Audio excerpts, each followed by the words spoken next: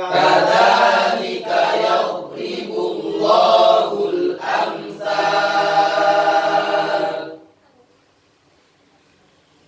lilladzina istajabu li rabbihimul husna walladzina lam yastajibu lahu law anna lahum ma fil ardh law anna lahum ma fil ardi jami'an wa mithlahu laftadaw bih ulaika lahum su'ul hisabi wa ma'wahum jahannam wa bi'sal mihad.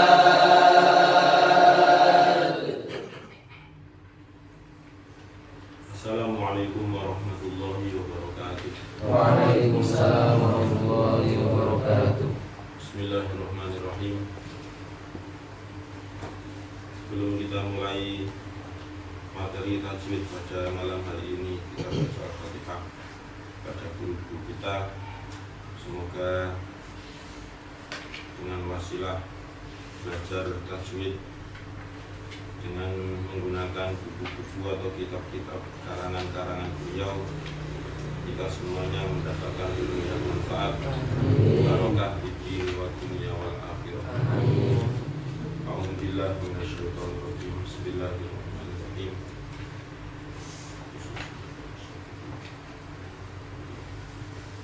Lahumul Fatihah.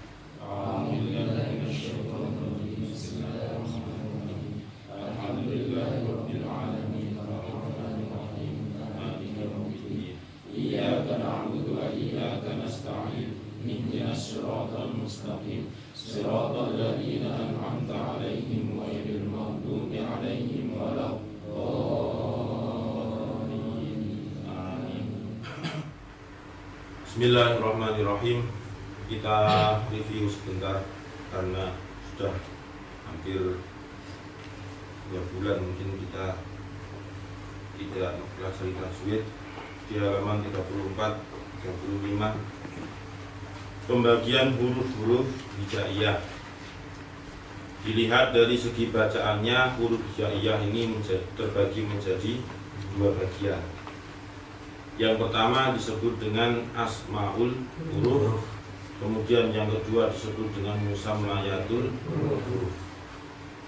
Yang dimaksud dengan asmaul huruf adalah semua huruf hijaiyah, ya, semua huruf hijaiyah, entah itu sudah dirangkai dengan huruf yang lain atau belum, asalkan huruf tersebut belum berharokat, itu yang disebut dengan asmaul huruf. Nah, asmaul huruf sendiri nanti akan dibagi menjadi beberapa bagian, menjadi 3 bagian. Yang pertama, huruf-huruf hijaiyah yang memang hanya mempunyai satu nama atau lughah, satu nama atau satu lughah. Jumlah hurufnya ada 16, yaitu jim, dal, dal, sin, shin, shad, dad, ain, ghain, qaf, kaf, lam, mim, nun, wawu, dan alif. Ini huruf-huruf yang mempunyai satu nama atau satu lughah. Ya.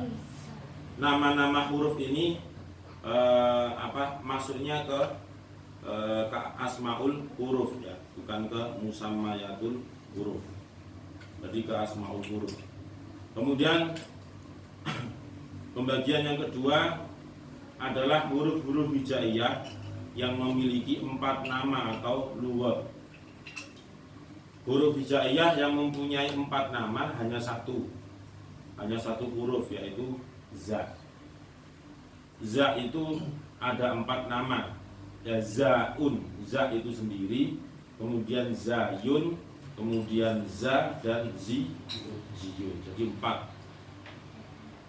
Selain za tidak mempunyai nama atau lughat, artinya hanya za saja. Selain za nggak ada. Kemudian yang ketiga, huruf-huruf hijaiyah yang memiliki 2 nama atau lughat. Jumlah hurufnya ada 12. Jumlah hurufnya ada 12. Kalau yang A tadi itu sudah jelas ada 16. Berarti yang tidak masuk di nomor A, di poin A, itu masuknya ke poin C. Paham ya? Coba diteliti itu, dibandingkan antara poin A dengan poin C, itu enggak ada huruf yang sama kan? Semuanya berbeda.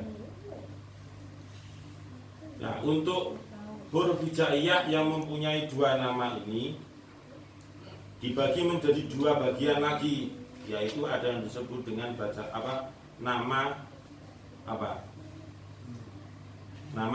mat atau panjang. Yang kedua adalah nama qasr.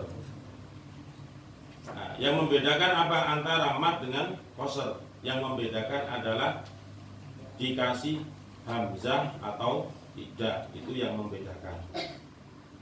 Nah, 12 huruf yang dimaksud adalah ketika dimasukkan ke nama yang mat, maka hamzatun, ada tak marbutohnya. Ketika masuk ke qasr, tak marbutohnya dibuang menjadi hamzur. Baun ketika mat, ketika qasr hamzahnya dibuang, ba. Dan seterusnya sampai faun ketika qasr menjadi fa. Nah, itu yang disebut dengan lughat atau nama dari huruf hijaiyah yang mempunyai 2 nama atau 2 lughat. Ada 12 tadi. Ke 12 huruf tadi tidak ada di huruf hijaiyah yang mempunyai satu nama. Jadi sudah disendirikan seperti itu. Nah, seperti ini sering-sering di review ulang karena jarang kita mendapatkan materi makhorijul huruf. Ini masih muqaddimah ya, masih pengantar untuk ke makhorijul huruf nantinya. Maka dari itu ketika seorang qori atau seorang pembaca Al-Quran itu ketika membaca fawatihus suwar atau permulaan surat alif lam mim kaf ha ya ain shad dan sebagainya yang digunakan dari ketiga bagian tadi itu, ketiga nama, maka yang digunakan yang mana? Yang asmaul huruf yang qasr. Jadi alif lam mim, mimnya itu yang poin A, kemudian lamnya juga poin A, alifnya juga poin A. Kemudian ketika kaf ha ya, nah ini terutama yang selain mat lazim ya, selain mat lazim, maka ngambilnya diambilkan dari huruf hijaiyah yang dibaca pendek atau qasr. Selain mat lazimnya ketika di fawatihus suwar maksudnya itu ya dikembalikan ke huruf yang mempunyai satu nama. Paham ya? Jadi cermati dulu setiap fawatihus suwar itu ada mat lazim, ada mat tabi'i yang harfi kan. Mat tabi'i harfi ini dikembalikan kepada asmaul huruf yang qasr ya gitu. Contoh ha ya, nah itu. Tapi ketika mat lazim itu dikembalikan ke poin A, yaitu asmaul huruf yang mempunyai satu nama atau satu lughat. Contoh alif. Ya, alif kan masuk ke A tadi. lam belum masuk ke A lagi, mim belum masuk ke A lagi. Kemudian kaf, ha, ya, ain, shad. Kaf ini mad lazim, berarti masuk ke A yang satu nama. Kemudian ha, ya, lah ini baru ke yang qasr. Kemudian ain yang masuk ke A lagi. Jadi pilihannya antara A atau C. Nggak mungkin ke B, karena B itu cuma huruf za. Tidak ada huruf yang lain selain za. Kemudian yang kedua, berarti ini secara nggak langsung keterangannya kurang. Kalau di bawahnya yang hamzun, ba, ta, sa, ha, ho, karena tidak dipilih dan dipilah mana yang masuk ke asmaul huruf yang satu nama, mana fawatihus suwar yang harus dikembalikan kepada dua nama, terutama yang bagian qasr. Besok tak ngomongkan Pak Aziz lagi penemuan. Yang kedua, musammayatul huruf. Musammayatul huruf adalah semua huruf hijaiyah yang telah mempunyai ketentuan bacaan seperti fathah, kasroh, dhammah, idhar dan tafkhim, idgham dan sebagainya. Itu namanya musammayatul huruf. Jadi kalau musammayatul huruf itu dinamakannya huruf. Yang namanya dinamakan itu berarti ada faktor lain. Tapi kalau asmaul huruf itu jamak dari ismun, beberapa nama huruf. Jadi beberapa nama huruf yang memang tauqifi atau ketentuan langsung dari Rasulullah. Tapi kalau musammayat, ya, musammun itu kan artinya yang dinamai, ya, yang dinamai. Karena kedatangan sesuatu yang baru, maka dinamai ini, gitu. Contoh, dot itu ketika tidak berharokat, maka nama hurufnya adalah dot tadi. Kan jelas ya, nama hurufnya adalah dot. Tapi kalau sudah dikasih harokat fathah, maka menjadi dol. Ini yang disebut dengan musammayatul huruf.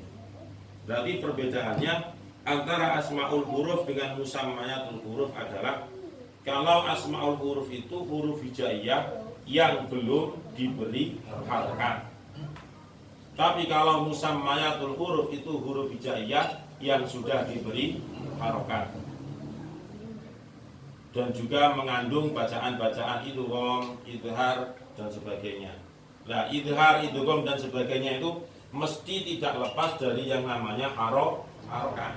Karena di situ ada nun sukun, ada tanwin dan seterusnya. Nah, kita lanjutkan di poin C. Bismillahirrahmanirrahim. Bismillahirrahmanirrahim. Bismillahirrahmanirrahim. C.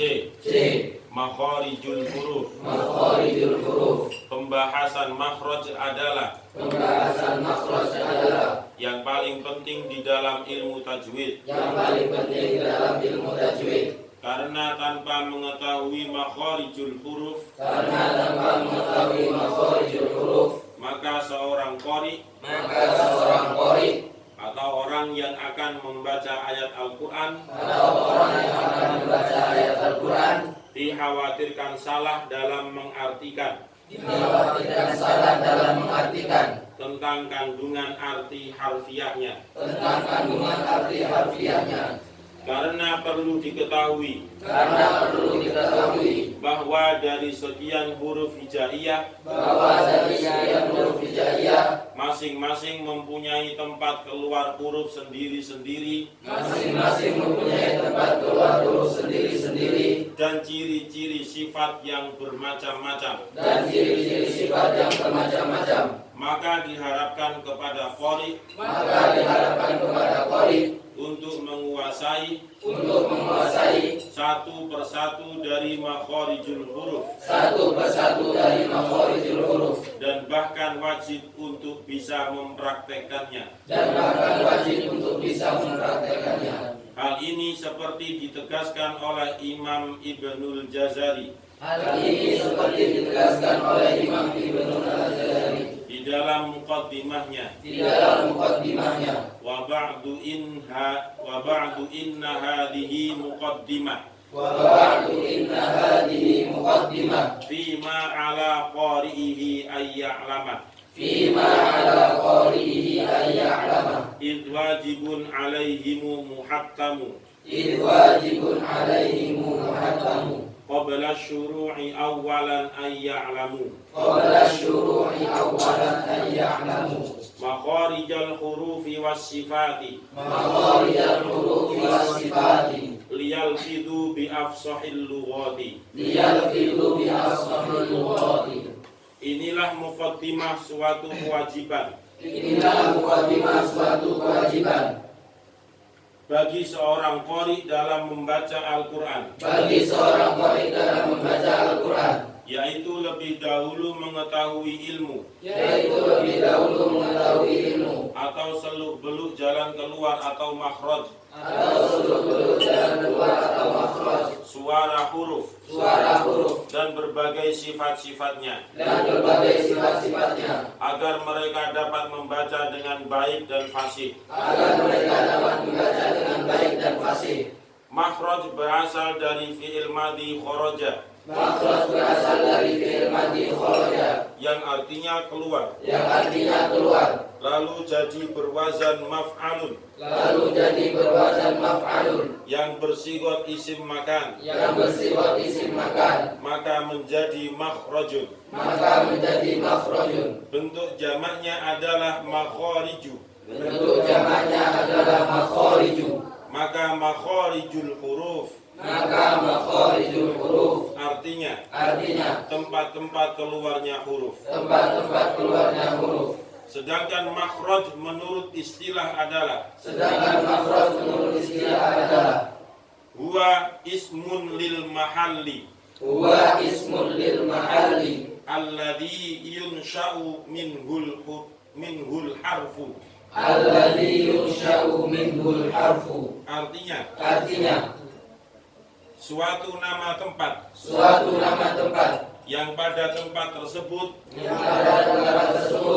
huruf dibentuk atau diucapkan. Untuk mengetahui makhraj huruf, hendaklah huruf tersebut disukunkan atau ditasydidkan. Kemudian tambahkan satu huruf hidup di belakangnya. Kemudian bacalah. Kalau suara tertahan, maka tampaklah makhraj huruf tersebut. Kaidahnya adalah antas kunal harfa au tushaddidahu wa tudkhila alaihi hamzatul wasli summa tusghiya ilaihi fahaisum qata'a as-sautu kana makhrajuhu. Hendaklah kamu mematikan huruf atau mentasydidkannya, lalu masukkan hamzah wasol atau alif berharokat, kemudian ucapkan serta dengarkan. Saat suara tertahan, maka di sanalah letak makhrajnya. Ya, saya terangkan dulu. Bismillahirrahmanirrahim. Makharijul huruf. Sebelum ke sifatul huruf, makharijul huruf itu juga hal yang sangat penting, yang wajib untuk dipelajari dan juga dipraktekkan bagi seorang yang membaca Al-Quran, terutama bagi orang yang menghafal Al-Quran. Karena yang namanya huruf hijaiyah, antara satu huruf dengan huruf yang lain itu belum tentu sama tempat keluarnya huruf tersebut dari lisan kita ini. Jadi lisan yang seperti ini itu bisa membunyikan berbagai macam suara huruf hijaiyah, baik itu yang asmaul huruf maupun musammayatul huruf. Itulah kelebihan yang dimiliki oleh manusia, diantaranya dianugerahi yang namanya al-lisan atau mulut. Nah, mulut ini ada beberapa komponen, diantaranya di dalamnya itu ada lidah, kemudian ada gigi, kemudian ada lagi tenggorokan, kemudian ada lagi langit-langit atas. Nah, dari sananya nanti semua huruf hijaiyah itu akan bisa dikeluarkan atau dilafalkan maksudnya. Tetapi sebelum jauh ke materi makharijul huruf, ini masih definisi dari makharijul huruf. Jadi makharij itu arti atau jamak dari makhrajun. Semula terambil dari fi'il madhi kharaja, kemudian fi'il mudhari'nya yakhruju. Berarti itu mengikuti wazan fa'ala, kemudian yaf'ulu. Berarti bab yang ke bab yang ke-1 atau pertama. Coba dibaca bersama taslifan kharaja yakhruju. 1, 2, 3. Kharaja yakhruju kharjan wa makhrajan fa huwa kharijun wa laka makhrujun ukhruj la takhruj makhrajun ikhrajun.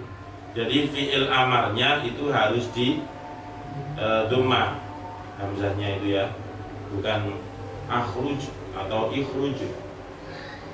Kalau uful ya tinggal menyamakan saja, tidak ada perbedaan. Apalagi ini fiilnya binanya bina soheh, mudah kalau bina soheh itu, nggak rewel gitu ya, mudah. Contoh lain misalnya mendatangkan lafaz yang lain, kataba yaktubu, tinggal menyamakan saja hurufnya, bisa makan dengan bina sohehnya. Nah, kembali lagi ke kharaja yakhruju. Kemudian masih ingat ya yang nadoman biasanya dulu sering kita lakukan itu, kharaja fi'il madhi. Masih ingat? Nah, coba 1, 2, 3. Kharaja fi'il madhi yakhruju fi'il mudhari' kharjan masdar wa makhrajan masdar amri fa huwa isim dhamir kharijun isim fa'il wa dzaka isim isyarah makhrujun isim maf'ul ukhruj fi'il amar la takhruj fi'il nahi ukhruj fi'il amar la takhruj fi'il nahi makhrajun isim zaman makhrajun isim makan mikhrajun isim alat. Ya. Kita langsung loncat ke nomor 2 ya, nomor 2 maksudnya taslifan tadi itu. Nomor 2 dari belakang. Makhrajun, mikhrajun. Kalau mikhrajun itu berarti menunjukkan isim alam. Berarti sebuah media yang digunakan itu apa? Untuk keluar itu menggunakan apa? Misalnya gawe sendal, yaitu namanya berarti mikhraj. Kemudian kalau makhrajun tadi isim zaman dan isim makan. Jadi menunjukkan waktu atau tempat. Nah, yang dimaksud di sini makhraj ini adalah menunjukkan tempat, bukan menunjukkan waktu, bukan isim zaman berarti. Yang dikehendaki dalam ilmu tajwid makharijul huruf atau makhrajul huruf itu adalah isim makan. Kalau sudah isim makan berarti itu menunjukkan sebuah tempat. Kalau sebuah tempat berarti ketika ada orang bertanya itu dari mana, ya, bukan kapan. Kapan kan menunjukkan waktu. Dari mana? Dari mana tempat keluarnya huruf hamzah? Gitu. Bukan kapan keluarnya huruf hamzah, ya, ketika melafadzkan. Itu kan berarti isim zaman. Kalau kapan? Dari mana tempat keluarnya huruf hamzah? Itu berarti menunjukkan sebuah tempat. Dari makhrajun tadi itu akhirnya dijamakkan menjadi makharij. Kalau sudah makharij, mufradnya tadi makhrajun, jamaknya makharijun. Itu berarti jamak apa? Jamak itu ada mudzakkar salim, ada muannas salim, ada taksir. Muannas salim ketika ketambahan alif dan ta. Mudzakkar salim itu ketika tambahan wawu dan nun. Taksir itu ya berarti sing beda karo dua ini, sing istilahnya mecah sendiri, nggak sesuai kaidah 1 2 tadi, yaitu namanya jamak taksir. Jamak taksir. Ya tinggal kita membayangkan saja. Ya, belajar di sini itu belajar membayangkan toh, karena gurunya nggak pernah nulis di papan. Makharij itu kan nggak ada tambahan alif ta, nggak ada tambahan wawu nun, ya, berarti itu jamak taksir. Makanya taksir itu artinya mecah, ya, pecah. Pecah itu artinya ya mecah dari kaidah 2 tadi itu. Jadi dia itu apa? Nyele dewe, menyendiri, tidak sesuai 2 tadi itu. Makanya dia keluar itu namanya mecah sendiri. Itu yang disebut dengan makharij. Ya, secara bahasa berarti makharijul huruf itu artinya adalah tempat-tempat keluarnya huruf hijaiyah. Ya. Kalau menurut istilah, makharijul huruf adalah ismun lil mahalli, suatu nama tempat, alladzi yunsha'u minhul harfu, yang pada tempat tersebut huruf itu bisa dilafadzkan. Ya. Jadi yang dimaksud dengan makhraj menurut istilah adalah ismun lil mahalli alladzi yunsha'u minhu al harfu. Itu yang disebut dengan makharijul huruf. Dah paham ya? Di ismun lil mahalli alladzi yunsha'u fi minhul harfu. Sebuah nama tempat yang mana dari tempat tersebutlah akhirnya huruf tersebut bisa diucapkan atau dilafadzkan. Kemudian selanjutnya, untuk mengetahui nama makharijul huruf atau makhrajnya sebuah huruf hijaiyah, maka bisa dilatih dengan bagaimana? Ya seperti yang tadi kita baca bersama tadi. Caranya adalah ambil satu huruf hijaiyah, misalnya ba, ya. Kemudian ba itu disukun.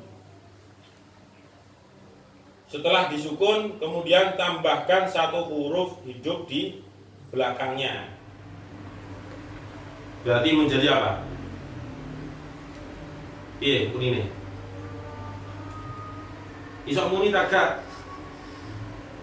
Saya merasakan kok nggak bisa.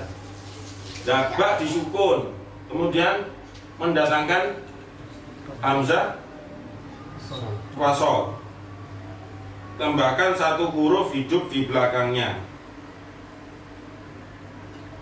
Kemudian bacalah, kalau suara tertahan maka tambahkan makhraj huruf tersebut, tampaklah makhraj huruf tersebut.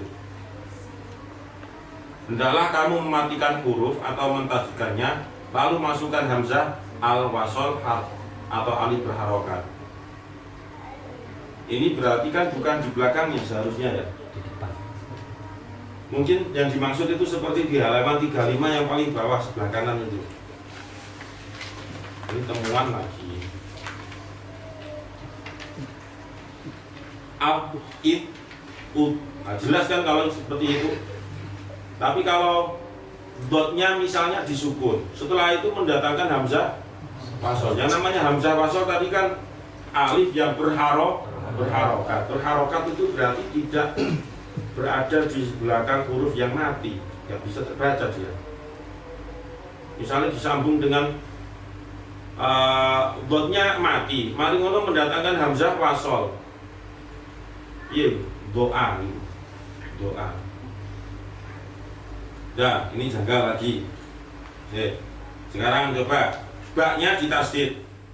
Kemudian tambahkan satu huruf hidup di belakangnya. Kemudian bacalah, berarti bak itu ditasdid. Kemudian memasukkan hamzah wasol.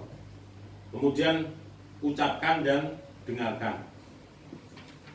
Saat suara tertahan, maka di sanalah letak makhrajnya. Piye berarti cara mempraktekannya ini?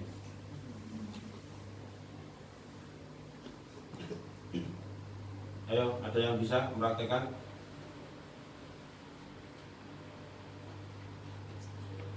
Ambil contoh misalnya dot yang kita ambil untuk praktek. Jadi dotnya itu ditasdid.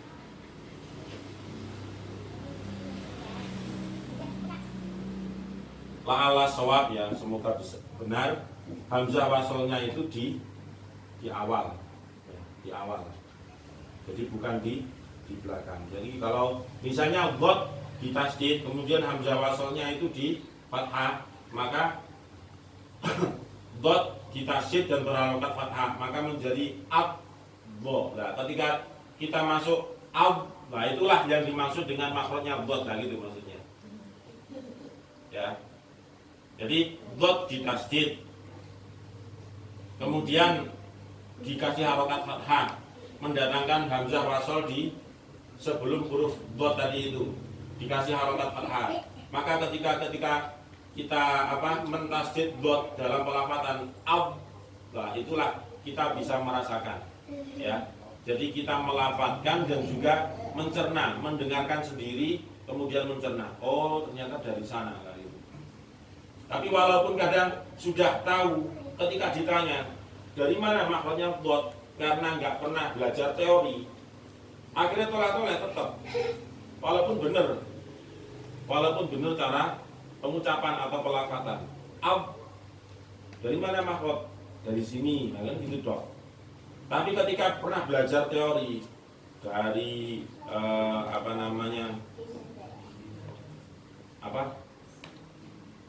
gigi geraham yang sebelah kanan atau kiri, kemudian sebelumnya itu kan ada ya, sebelum gigi geraham itu ada pengantarnya, ada yang lain, redaksinya itu, redaksinya pangkal tapi tidak, seperti itu maksudnya. Kalau nggak pernah belajar teori seperti itu ya tetap nggak bisa menjawab. Jadi makanya antara teori dengan praktek itu saling berkesinambungan, nggak boleh dikalahkan salah satunya. Nah, ada yang ditanyakan mungkin? Silakan.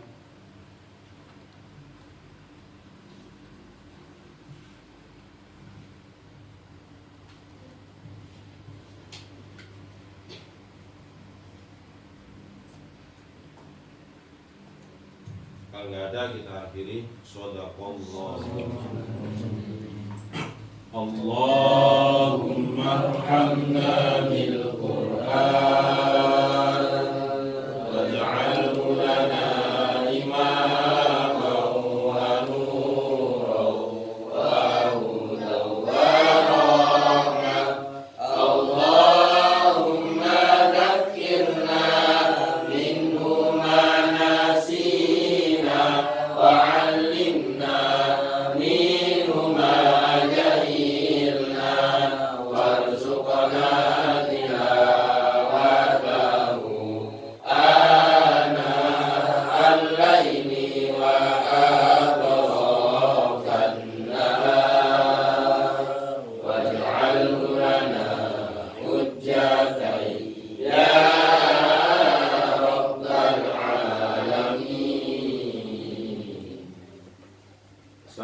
Assalamualaikum warahmatullahi wabarakatuh. Waalaikumsalam warahmatullahi wabarakatuh.